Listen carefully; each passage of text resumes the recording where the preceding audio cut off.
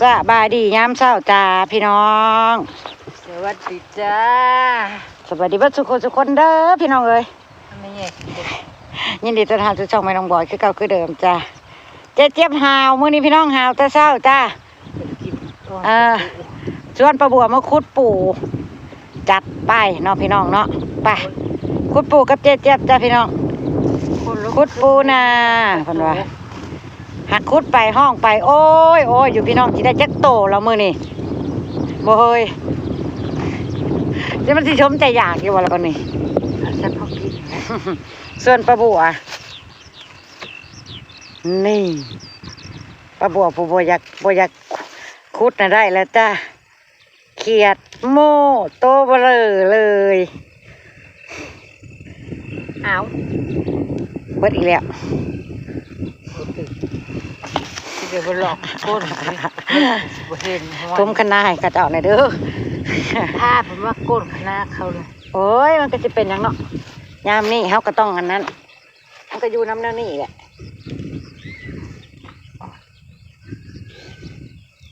แต่ไม่ทราบตกลงได้หรือบ่ได้นี่นะได้ขุดอยู่นี่นะได้เรื่องจะไม่ทราบมันค่อยมาลุ้นเพิ่นเพียงมาลุ้นเพิ่นมันกบใช่ปะบอกว่าสิมานน่ะโมยมานก็หาวทืดๆแล้วเนาะคันมานนี่เนาะเป็นอะไรยังบ่ถึงอยู่ถึงแล้วจะแม่นว่าเพิ่นเอาเนี่ยบ่บัวนะคันเนี่ยบ่บัวไปบักง่ายโลดได้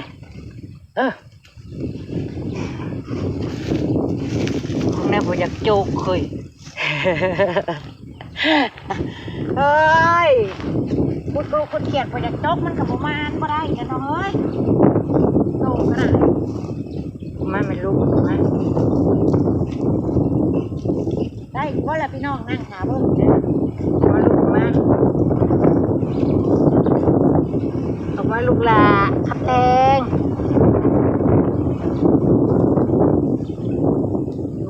ทำมือบอกเป็นอะไรเลยที่ว่าเนี่ยแทะบริโตใหญ่ตัวตีเขาที่ลึกปุนาอะไรโอ้แล้วนี่ตัวมันง่ายได้โอ้ยเบ้อ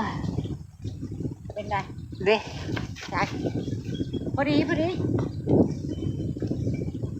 แล้วมันจะบกแข็งเกินตัวผูจ้อยนั่นวันนี้มักตัวผูว้ายเขียนบ่แน่ว้ายประบวชเจอก็เป้าว้ายแน่มาเที่ยวประบวชเจอก็เป้าท่านคนเล่นแม่นดีบ่คนเล่นคนถาเจี๊ยบหูน่ะก็บ่ได้เป็นตาชิมีเลยพี่น้องวนลงไปมันเคลื่อนนะแช่มันเต้นกระลุ่มอยู่เดี๋ยวสิเอาขึ้นมาให้เบิ่งนี่กบแต่ว่าแม่นบ่เจ็บว่าชีวิตยังจ้ะน่ะดิน่ะกบเนาะกบขาดิเห็นเอาขาพี่น้องเห็นเอาขาดิน่ะเห็นบ่โอ้ช่องน้องคือมาสิมามานบัดนี้พี่น้องใจเบิ่งง่ายเลยเนาะง่ายอีหลีพี่น้องใจเบิ่งโคตรบ่ได้พี่น้องเอ้ยว้ายนี่บัดสิมาเนาะยังก็พบมานี่ได้พี่น้องพึ่งมาคุดนี่ได้นี่น่ะเด้อถ้ากันคุดแล้วก็เปิดคลิปนี่ว้ายมาแล้วช่องพี่น้องนะอ้อมเลยเด้น่าจะพี่น้องตัวเดียวผมจะอักกะเรียนรอเนี่ยตัวเดียวนั่นแล้ว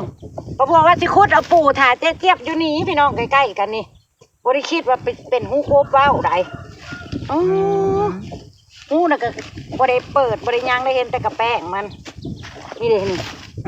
แล้วก็คุดเบิ่งโลดคุดแบบบ่ได้แย่เนาะเฮ็ดอะไรจ้ะก็ฮักขาดเอาฮักบ่ง่อยเบื่อเอามาเจ้าขอบ่เฮ็ดเอาให้เจี๊ยบบ่กะนี่โซเจ็บเซอ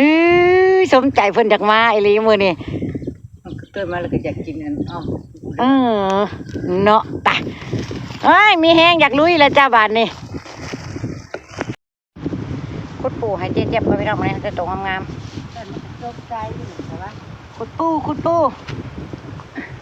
โอ้ยเจ้าปูหูขี้เงินเกิงเด้งน่ะมึงแน่ กบ จะตรงงามๆนี่ กดกับปูเขาได้กบ อ่ะขุดปู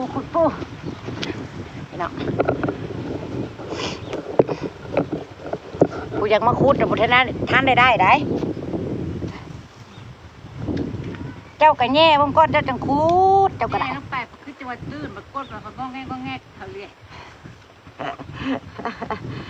เนี่ยปูพี่น้อง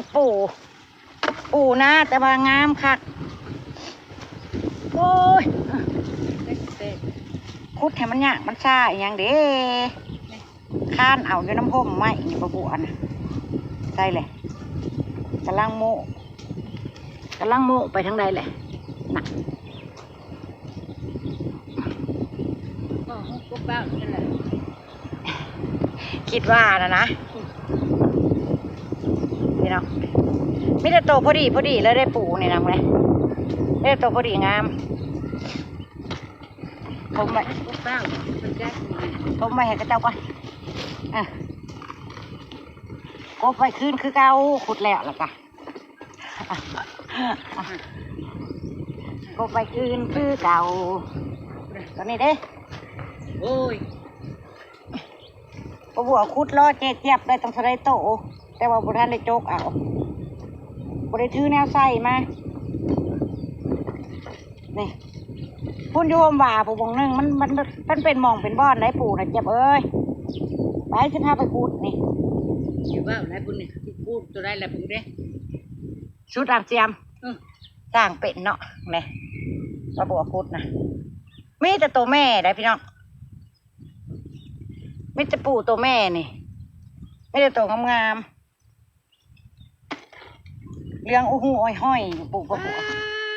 นี่ยังอีหล่ะเฮ้ยกบคืนไว้สภาพเก่าของข้าเจ้าก่อน โอ้ยจำนี่กับพ่ออ้อมเลยเฮ้ยที่พ่อซิปโตแล้วปู่นั่น โอ้ยเลิกไปไม่ว่าปุ่นมามึงเด้อ ป้ามาถือทั้งในสิผ้าไปยังวะจะเจ็บปวดเสือปะบัวมันเซียนหาอยู่หากินอยู่แล้วมองได้เป็นตะคุดมองได้บ่เป็นตะคุดปะบัวหุ่จักเบิดอะไรพี่น้องเพิ่นละคุดมั่วคุดชั่วไป เป็นหูก็ว่าหูได้ตื้นได้เลิก เห็นหูกับปู่ละคุดโลมันอยู่เป็นหมองยังวะไปมันสิสวยนะบุญลงห่มบ่านี่ห่มบ่านี่มีหอยครัวพอบโอ้ยน้ำข้างใสเฮ้ย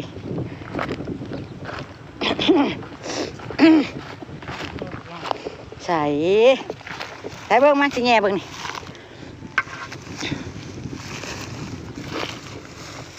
ผู้สุดเล็กแง่บ่ไม่น้ำจะไปอยู่ไสเนาะพี่น้องผู้น่ะเล็กแง่เกือบ1 เมตรเฮ้ยบ่แม่นดอกเฮ้ยไปมาพี่น้องมารอขวลองขวเบิ่งหอยนี่น้องมันแห้งนี่ปกติมันก็สิมีแต่บ่ฮู้ว่ามันสิมีบ่บวกกันยังบ่ทันได้เคยเฮ็ดเนาะพี่น้องตามคันนี่แหละเนาะพี่น้องเนาะลองเบิ่งมาลองเบิ่งยับคันเบิดละมาพี่เด้อไปสิลองเบิ่งแถวนี้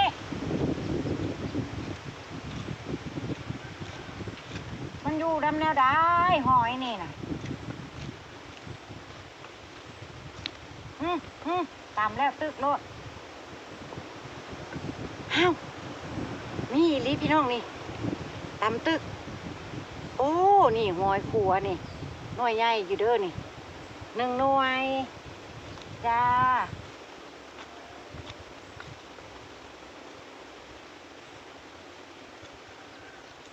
อยู่น้ำแนวนี้บ่ นั่งใส่หรือไรใส่ไร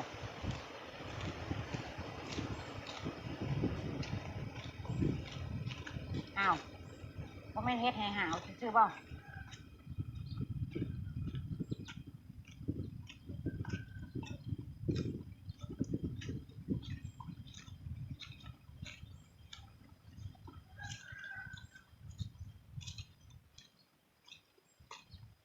หน่อยเดียวนี่บ่ค่ะพี่น้องดูว่าผัวเฮ็ดบ่เป็นบ่นอนี่พ่ออีกแล้วพี่น้อง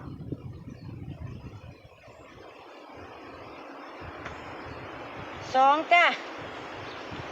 สองยับเอ้ยมาขัวหอย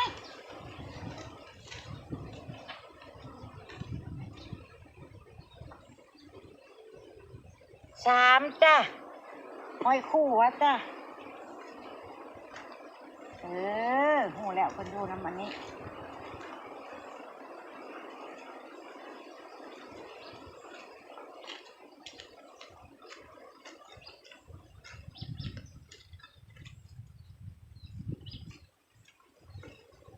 สามจ้ะสามโอ้ยโอ้นั่งใส่คักๆเราแล้วนี่ว่าแม่นอีบอกเมื่อกี้ตามตึกรถว่าแม่นบอกพี่น้องเป็นครั้งแรกที่ประบวชสิครัวหอยเด้อจ้ะ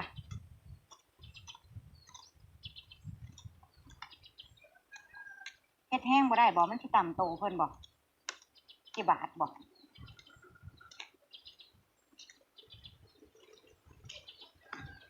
ใช่เลยครัวบาทแรกกับพ่อเอาโลดเนาะพี่น้อง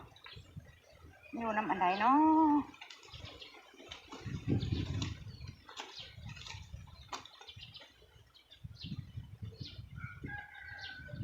สี่จ้ะพี่น้อง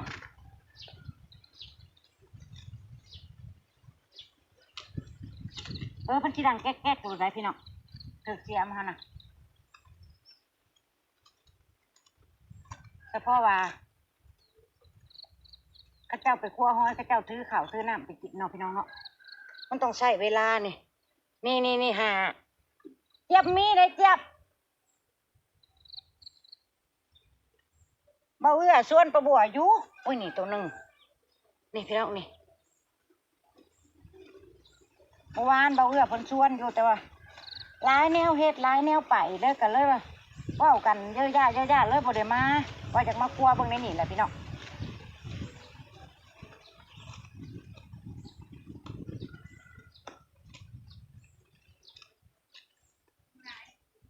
หอยมาเด้อเจ้าผู้เฮ็ดเป็นนั่นคอยในเฮ็ดบ่เป็นแล้วคอยเฮ็ดมั่วๆไปซื่อๆได้นี่นะมันอยู่ในใดก็บ่ฮู้เสียมคอยต่ำคอยถือคอยจังได้น่ะบ่แม่นอีเลยเนาะพี่เนาะบ่บัวเฮ็ดบ่เป็นต้องเอิ้นเจี๊ยบมาเฮ็ด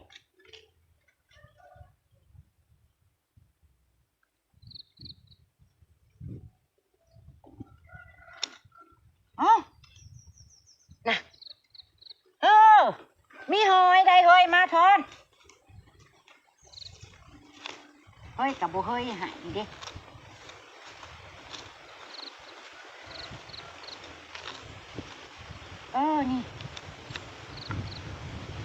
เอาม้วนแล้วบัดนี้พี่น้องม้วนแล้วจ้าเทิงข้าวม้วนประบัวแล้วบัดนี้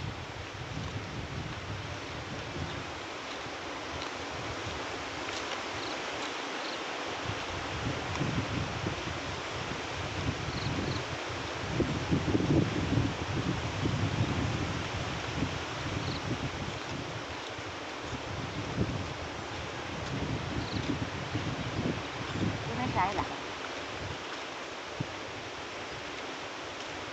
เพิ่นก็อยู่เป็นหม่งเป็นบ้อนเนาะ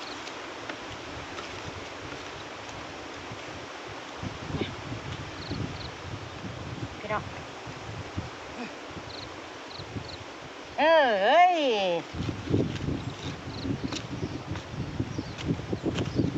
หูปูก่อนอ๋อซับหอยแบบนี้อ๋อซับหอยหมุนเลยว้ายซับอีแหละ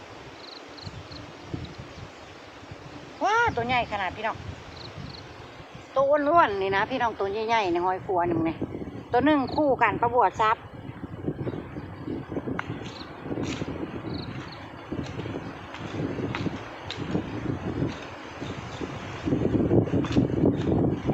ถึงแล้วถึงแล้ว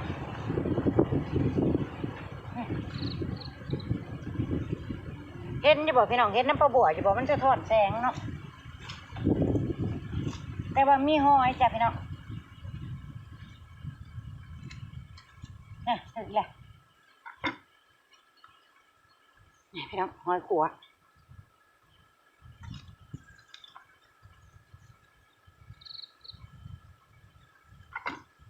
อ้าวมวนเด้มวนเด้มวนเด้นี่ขัวเอาพี่น้องนี่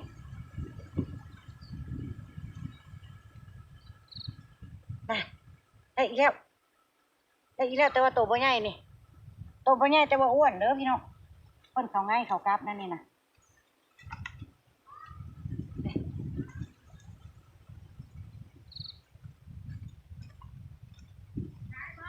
ลายได้เฮ้ยมาน่ะแม่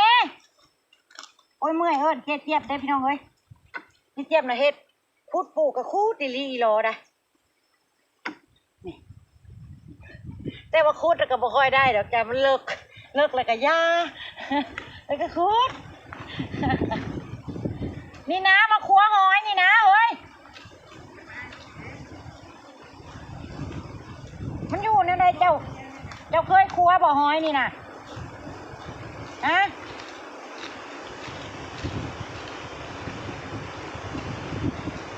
เจ้าเคยขัวหอยแล้วมาขัวนี่ขนาดข่อยบ่เคยเฮ็ดข่อยยังได้เอานี่นะม่วนกันเด้อม่วนนี่แล้วพี่น้องมาบ่ได้เว้าตัวเด้อนี่มันอยู่น้ำคันนี่เฮ้ยนี่อยู่น้ำปลาหยานี่บ่ได้เว้าตัวนี่มาสิโชว์ให้เบิ่งนี่เพิ่งนั่งอยู่บ่งแรกนี่บ่แม่นบ่อนแรกก็สิพ่ออ้อมเลยบอกพี่น้องนี่ประบวดสิโชว์ให้เบิ่งในหอยครัวประบวดนี่เห็นบ่พี่น้องนี่มีแต่หน่วยใหญ่ๆมาเจ็บมานี่พี่น้องประบวดบริตัวนี่เอากระครัวนี่มึงแน่ได้เลยนี่มีแต่หน่วยใหญ่ๆเอาล้อมึงรู้เจ้าน่ะแม่นบ่ฮอดจักแล้วกะสิแม่นตัวซับถิ่มไปแล้วหน่วยนึงอยู่แถวคันนี่ก็อยู่แถวคันนี่เฮ้ยนี่ตำตึกเอาเป็นมาได้ก็ไงแน่พอก็นึกว่าเจ้าเฮ็ดเป็ดไปโคตรเครื่องมันก็คือจะมันจะคือเสียมเขาถึกนี่เด้ดังแก๊กแล้วก็ยุดคอยก็ได้นี่เด้เห็นอีกแล้วเฮ้ยจับนี่ของแม่มันพังดิ่นอยู่นั่นนี่เขาก็คอยเฮ็ดมันดังแก๊กแล้วเขาก็ยุดนะบริเวณห้อยตายเด้อจ้าพี่น้องเต็มจุลูจิลี่อยู่นี่คอยเฮ็ดเฮ้ยนี่คอยคือเอาโคตรแก่ตายนี่มึงแน่เปียกน่ะว้ายม่วนมาเด้อพี่น้องมาเด้อมาครัวหอยบ่แม่นหมอก๋วยเตี๋ยวปลาบัวแห้งหรือว่าบัดนี้ว่าสิพาอันเจี๊ยบมาคุดอันเอาปูเมื่ออ้อมข้าวเดียวเลยสิเมื่อปุ่งก๋วยเตี๋ยวนี่ปัจจุบันเจอหอยขัวบัดนี้บ่ไปบ่มาอุ้ยนี่หอยเลยมันจะอยู่ตามแคมนั่นแล้วเฮ้ยนี่อยู่ข้างล่างสิบ่อยู่ข้างล่างก็เอานี่สิบ่อยู่แคมสิบ่อุ้ยแม่นดีเฮ้ยสิพี่น้องนี่ตัวใหญ่บอกตัวใหญ่เอาอ้วนได้จำนี่นะแม่นไอลีพี่มาบวกกายขึ้นไปเอาละเด้อบ้านี้ป้าเอื้อยกับยายน้ำวันป้าเอื้อยดูไซเอิญมาร่วนนักขัวหอยน่ะเอ้ยมานะแม่มาขัวให้เอื้อยเบิ้งแน่นี่มันดูอะไรนี่โอ้ไม่ดูหน้าพี่หวายม้วนแล้วพี่น้องวันนี้เบิ้งเดี๋ยวพักโฆษณาแป๊บหนึ่งพี่น้องกล้องประบัวเดี๋ยวพ่นจีเด้งดึงจ้ะเดี๋ยวพี่น้องจะบูเห็นนำ พี่น้องเอ้ยยังบ่ทันได้ไปได้มาใส่ได้พี่น้องสองเอ้ยน้องยังเอาหอยที่บอนเก่าจ้าพี่น้องม่วนคัก นา เออเจ๊เจี๊ยบลืมหิวข้าวแล้วจ้าข้าวเช้ายังบ่ทันได้กินครั้งแรกในชีวิตป้าบัวก็ได้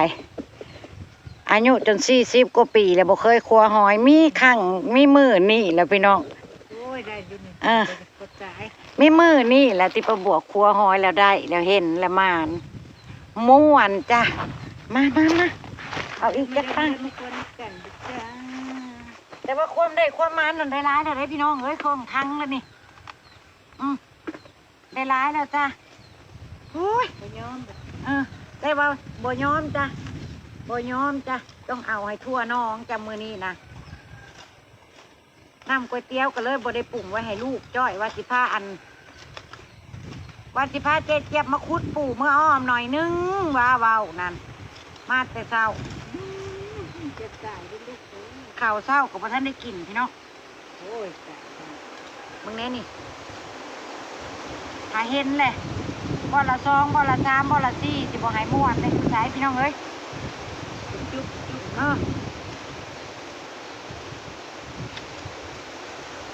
เคยแต่ซื้อกิน ก็กลัวลาย มึงแน่นี่นะพี่น้องเคยแต่ซื้อเพิ่นกินเป็นครั้งแรกอย่าว่ามาครัวกับมือบาดนี่มันเป็นแนวนี้นี่เองว่าให้ป้าบัวม่วนที่อยู่สายระบาดนี่บ่เมื่อเหรอจ้าหัวหอยจ้ามือนี่ โอ้ยเม็ดหอยนาวดิ นั่งย่อครัวหอยเพราะว่าเม้นหอยเน่าพังไหนพี่น้องเม้นอีหยังล่ะมันแม่นอยู่บ่หอยเน่านั่น อ้าว เพิ่งแหน่พี่น้อง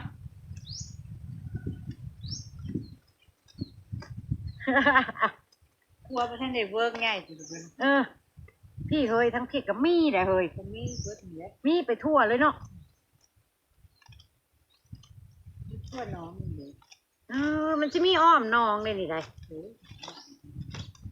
เฮาสิบ่ค้ำบุญบ่อยู่นี่นะ ว้ายดูกินข้าวเมื่อแล้วเฮ้ย เอ๊ะ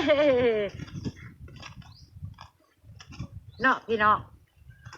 สิบ่ลืมกินข้าวซะบ่นี่น่ะม่วนหอยนี่พี่น้องเอ้ยพวกนั้นนี่เพิ่นอยู่น้ำป่านี่โอ้ยนี่ออกแล้วก็คั่วไปประบวกกับพึ่งสิฮู้จักว่าเป็นแบบนี้นี่เองนั่นแต่ว่าตายน้ำกระลายนะโดนเทียมแล้วจ้ะตัวนี้ตายนี่เอาบ่ได้ โอ้ยอยากจ่ายเยอะ3 หน่วยเรียงกัน โอ้ยบางเนี่ยน่ะหน่อยใหญ่ๆมันโดนไผ่เพิ่นสอดเห็นดิจะได้เด้เนาะ เป็นจุ่มอยู่นี่ไง เป็นจุ่มอยู่บ่ไป 3 หน่วย เก็บเพิ่นมานโอ้ยประบวกคือบ่มาอันนั้นใช่บ่ดิ3 หน่วย4 หน่วยบ่ได้จักหน่วยเดียวเว้ย เบิดจ้ารอดเบิดจ้านี่ ได้เฮ้ยป้าพี่ตัวหน่วยใหญ่ รอดเบิดจ้า เอาได้หน่วยหนึ่ง4 หน่วยได้ด้วยหนึ่งดูนี่นะหน่วยที่5ได้จ้าหน่วยที่5ก็ได้จ้าพี่น้อง นี่นะค่ะรอดจ้าต้องมาเช็คก่อนนะจ้า เช็คเอาคักแน่เดี๋ยวบ่เอาเมื่อจุ่ม4 จุ่ม5ได้เอาหน่วยที่ว่าเพิ่นเป็นเมื่อนี่พี่น้องโอ้ยม่วนเด้มาเด้อพี่น้องเด้อมาควงหวยน้ำซองเอ้ยน้องนี่นะม่วนคักม่วนแน่นี่ ก็จะจุ่มไปจุ่มก็มันนั่นเลยนะ นั่นเลยม้วนสิ งัดเอาพี่น้อง ต้องเห็นต้องไปจุ่มดู เห็นแล้วเพิ่นกล่องอยู่มองละ3 ละ 4นี่อุ้ยใช่ล่ะบ่มีมือกล้องอยู่ไกลๆหั่นแหละพี่น้องนั่งอยู่ไกลๆหั่นละเด้อนั่งอยู่ห่มหั่นละ มันหอยแดด มันแดดอยู่นี่นะอยู่ไกลๆก็เห็นที่เราว่าประบัวได้อยู่ได้ขนาดม่วนขนาดพี่น้อง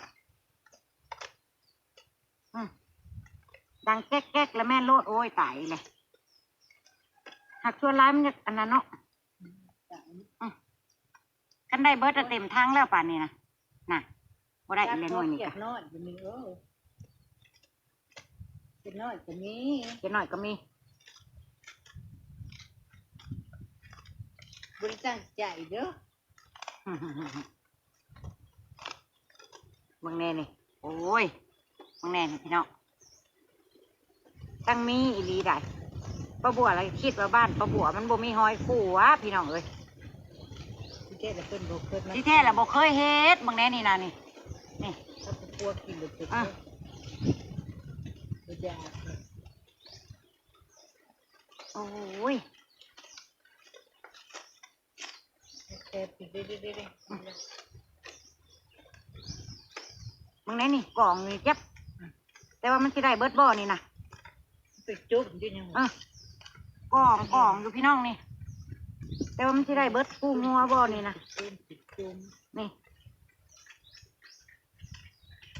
นี่พี่น้องได้อยู่จ้าได้อยู่จ้า ก็จุ๊บเป็นเวิร์ก อ่ะนี่ เห็น ได้ทุกโตอยู่จ้ะอุ้ยมวนบ่แม่นพี่น้องเด้งอีแล้วบ่ฮอนนะมวนจ้ะนี่หวายอุ้ยหน่วยใหญ่ลีร้องเลยอุ้ย เต้นมัน โอ้ยพี่น้องความได้ความมานความม่วนของจองเอ้ยน้องมือนี่นะมีเต็มที่จ้ะเดี๋ยวจะเอามาให้เบิ้งพี่น้องจ้ะ โอ้ยขวไปขวมาจะเมนยังเด้ยังตายบ่หนูตายบ่เมนเด้ เบิ่งท่านั่งกลัวหอยแล้วประจมว่าเมนอีหยังเดี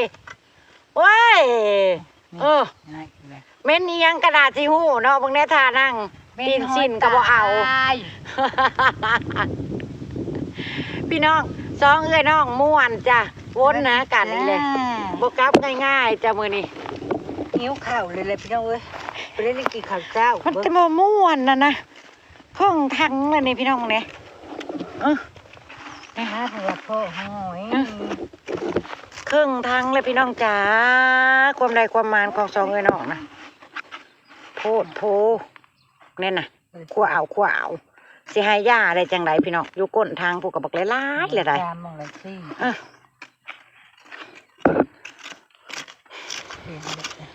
เมืองในพิธีเฮ็ดก็นั่งทางหนากันไปรถประเทศกระหม่อมละ3 ละ 4หน่วยโดดได้พี่น้องกับโบเห็นกับโบเห็นกับอ้วเอามันก็อยู่เป็นกล่องป้าบัวหูจักแล้วบัดนี้นะตะกี้ป้าบัวบอกเคยอีหลีเหรอบัดพ่อนคั่วเด็ดๆเจ็บเพนเองนะน้อยใหญ่แท้ๆนะ อย่าตายได้ลูก ว้ายเลิศนั่นน่ะ แค่เลิศมึงในผู้ชายบอกโอ้ยหน่วยแต่ละหน่วยเนาะ มึงได้มวนเป็นบุรุษ บ่ให้ช่องเลยน้องมันอดข้าวอดน้ำได้จังไดมึงในความใหญ่ความมันหน่วยใหญ่ของเพิ่นน่ะหอยนะ นี่จะว่ายังประมาณก็กระเดียบบ่ กบใหญ่กระมานเนาะ ยังกระมานมึงนี่นะก้นกระปูก็ได้กบบ่ได้ตั้งใจคุดกบก็ได้กบถือว่ายาวพอสมควรแหละจ้ะพี่น้องประบวกกับสิเก็บคลิปนี้ไว้ซ้ำนี่แหละจ้ะภาพบรรยากาศซองเอ้ยน้องครัวหอยถ่ายนั่นแต่โดนพี่น้องแต่ว่าเด้ง2 รอบแล้วจะกล้องประบวกพี่น้องก็เลยมาต้องมาถ่ายใหม่อีกโอ้ยถ่ายมันถ่ายตอนได้หอยมันน่ะบ่เห็นจ่อยกระยาเนาะพี่น้องเนาะแต่ก็ถือว่าได้ถือว่ามานซองเอ้ยน้องมานคักมื้อนี้หอยได้ประมาณ2 โล 3 โลเลยจ้ะนี่หอยครัวน่ะแต่ยังบ่ทันได้จบง่ายๆเด้อจ้ะนี่สองเอ้ยน้องสิครัวอยู่ในป่าตัวนี้นี่เพิ่นอยู่ในป่าหญ้านี่เต็มอยู่พี่น้องเพิ่งนี่เลยก็สิเมื่อละจ้าหิวข้าวแล้วจ้าอำลาพระจากแล้วจ้าฝากเป็นกำลังใจให้สองพี่น้องในเด้อพี่น้องตากแดดนั่งครัวหอยในครั้งแรกของชีวิตเลยได้บ่แม่นของจริงผู้ใดบ่อยากครัวหอยมาเด้อจ้าถามกันนี่เจ็บเจ้าเคยครัวบ่หือแน่ นี่ได้อีกเด้อ ปุ่งนี้นะนี่พี่น้องใหญ่ๆพี่น้องเอ้ยบ่เมื่อง่ายๆจ้ะแต่ว่าที่จบคลิปไว้จำนี่พี่น้องติดตามคลิปประบัวและเจ็บคลิปหนาจ้ะพี่น้องครัวไปจะเลิกเป็นประเทศนี่แหละตกตะมวยเพิ่นอยู่กันเนาะไม่ได้หลายโล 2-3 โลได้แล้วยกทางนักคึกเลย กูได้ไปซื้อเครื่องทางแล้วให้เบิ่ง ตรงนี้พวกนี่หลายอีเด้อพี่น้อง กูเป่ากับตัวบักย่าง คันเฮ็ดเป็นธงขายประมาณ4-5 ธงได้แล้วนี่ กู เป็น เป่า ปลาบัว กูเป่าหาแล้วบอกว่า เท่าที่ปลาบัวเคยซื้อกินเพราะว่าปลาบัวซื้อตลอดหอยขัวนี่นะเอาอีเลยอยากโซ่อีเลยได้กบเปล่านะอยากโซ่อีเลยได้พี่น้องมึงเนี่ยนะเอาโซ่ก็โซ่ไป อีห่อกับปูนกูไม่ได้ให้มึงขึ้นมา อำลาพระจากแล้วจ้ะพี่น้องพบกันคลิปหน้าจ้าไปแล้วจ้าสบายดี